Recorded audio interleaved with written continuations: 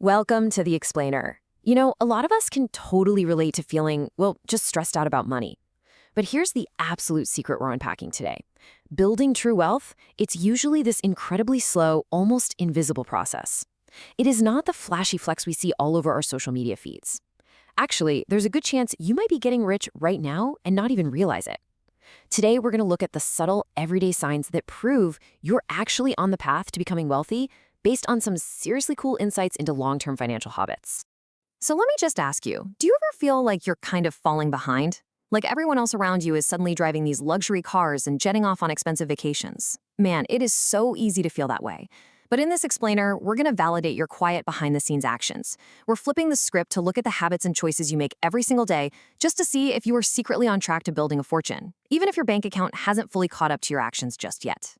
Okay, let's dive right into this. We're breaking this down into the 4 evolutionary phases of financial maturity. 1, mastering your spending. 2, the quiet ego. 3, shifting your values. And finally, 4, the long-term mindset. All right, phase 1, mastering your spending, the foundation. Let's get into it. Now, what's really fascinating here is the data from Credit Sesame. It shows that 66% of households earning over $100,000 a year live below their means, whereas fewer than 40% of households making under $50,000 do. Obviously, yeah, bringing in more money makes it way easier to live within your means. But the real secret sauce here, no matter what tax bracket you're in, is creating and growing the gap between your income and your expenses. If you are consistently tracking and widening that gap, trust me, you are quietly getting rich. But listen, growing that gap, it actually requires fighting our own human nature. Think back to school for a second. If you had 2 weeks to write an essay, you'd stretch it out and use the full 2 weeks, right? Even if the actual writing only took a few hours. We naturally use up all available resources. Well, the exact same thing happens with lifestyle creep. Say you make $60,000 and spend $55,000. Awesome, you're saving $5,000. But if you get a bump up to $80,000, it's insanely natural to just unconsciously drift your spending right up to $75,000. If you earn more but genuinely don't have that burning itch to spend more, if you can keep your lifestyle steady and pocket that extra $20,000, you are absolutely crushing it. And speaking of spending, get a load of this shocking number, $767. Yep. That is the average monthly car payment in America right now, and over 40% of Americans have an auto loan. Dropping over $700 a month on something that literally loses value every single day is a massive wealth killer. If you manage to avoid this trap and live without a car payment, you instantly free up over $8,400 a year. Let that compound over 10 years, and boom, you're looking at well over $100,000. That's a huge deal. Now, having a car payment doesn't automatically mean you're doomed, obviously. But the quietly wealthy, they deeply understand this depreciation curve. See how it drops super steeply in those first few years and then dramatically flattens out around the 5-year mark? If your strategy is to intentionally buy a 3 to 5-year-old car with maybe 30,000 miles on it, you are brilliantly letting someone else take the hit on that initial steep drop. If you view a car simply as a tool to get from point A to point B, well, you're quietly getting wealthy. And that brings us to phase 2, the quiet ego, where you literally just stop the flex. You've definitely heard the classic phrase, keeping up with the Joneses. I mean, it's been around forever, mostly because it is arguably the single most destructive habit for your personal finances. When you start measuring your own success against your neighbor's driveway or some curated social media highlight reel, you are playing a game you just can't win. Why? Because you never ever know what's actually happening behind the scenes. That shiny new car could be leased, or that gorgeous luxury apartment might be eating up 50% of their income and quietly causing massive debt. This endless comparison game traps people in what we call the need to prove it cycle. It's that overwhelming urge to text everyone the second you get a raise, or having to post a picture of your new car on Instagram within 24 hours of buying it. It's feeling like you need social proof for that $1,000 Michelin star dinner or your trip to the Eiffel Tower. Because hey, if nobody saw it online, did it even happen? If you're secretly getting rich, you tend to stay silent. Not because you're hiding, but because you know exactly where you stand financially. You literally have absolutely nothing left to prove to anybody. So here's the crucial point. It really comes down to the big difference between your income and your net worth. People who loudly boast or complain about their income usually have their entire identity wrapped up in that one single number. But if you are quietly getting wealthy, your eyes are locked on your net worth. Net worth is the whole shebang.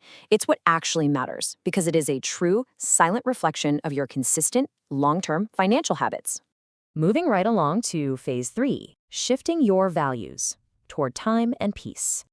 Now, early on in our financial journeys, saving money feels like a massive sacrifice, right? You get total FOMO, fear of missing out, packing your own lunch instead of hitting the corner deli, or staying in on a Friday night while everyone else is at the bars. It feels super restrictive. But eventually this naturally transforms into JOMO, the joy of missing out. What used to feel like a punishment suddenly becomes exactly what you want to do. Opting to stay home on a Friday night to play League of Legends or maxing out your Roth IRA instead of buying overpriced drinks, it no longer feels like you're locking your money away in a vault.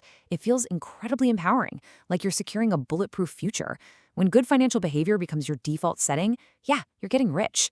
And this value shift brings us to a really pivotal question. Are you buying physical goods or are you buying back your time? When we're younger, wealth usually looks like physical stuff. Fresh sneakers, a nicer apartment, things that loudly signal success to the world. But true wealth? True wealth is having a calendar where you are totally 100% free to just say no. Think about it this way. Say you pay $150 for someone to clean your house. On the surface, sure, it's just an expense. But really, you are buying back 3 to 4 hours of your actual life. You can use those hours to work and generate even more income, or simply kick back and relax, which puts you in a much better, more creative headspace for your work later on. If you started valuing your time way more than physical goods, and you actively trade money to get your time back, you are definitely, for sure, on the path to quiet wealth. And finally, we arrive at phase 4, the long-term mindset, trusting the process. There's this absolutely brilliant quote from the thinker Naval Ravikant. He says, all the returns in life come from compound interest. And you know what? He doesn't just mean money. He means the length and strength of your relationships, your professional networks, your marriage. If you hold out and think long-term, everything compounds. It is literally the exact same reason Warren Buffett is one of the wealthiest people on the planet. He doesn't spend his dollars. He relentlessly reinvests them and just lets them compound over decades. It's like a snowball rolling down a hill. A fantastic real-world test of this mindset is the delayed purchase habit. Let's say you want something that costs between $50 and $500. Do you buy it instantly? See, the quietly wealthy will research that purchase for months. They patiently wait for the perfect sale. And honestly, half the time, after all that waiting, they realize they don't even really need or want the item anymore. If you have the willpower to delay gratification today in order to secure a much better financial future tomorrow, you, my friend, are a long-term optimizer. And this long-term perspective is your absolute greatest shield when it comes to investing.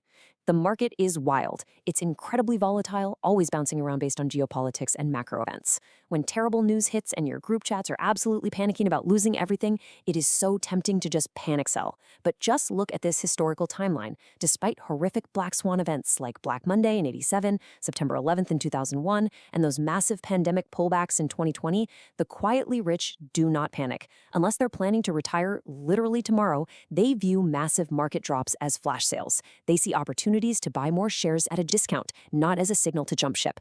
All of this resilience boils down to the ultimate financial mantra. When in doubt, zoom out. Market volatility is guaranteed to happen. It's a feature, not a bug. But if you look at the long-term data, the markets generally trend up. Trusting that process, ignoring the daily short-term noise, and knowing deep down that in 10 or 20 years you're going to be just fine, that is the absolute ultimate sign of financial maturity. So as we wrap up this explainer, I really want to leave you with this thought. How many of these 9 signs are hiding right there in your daily routine?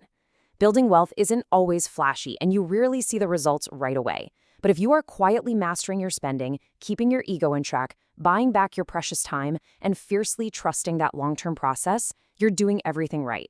Actually, scratch that. If no one even knows you're getting rich, you are definitely doing it right. So what's your next move going to be to widen that gap today? Keep growing it, let compound interest do the heavy lifting, and I'll catch you in the next explainer.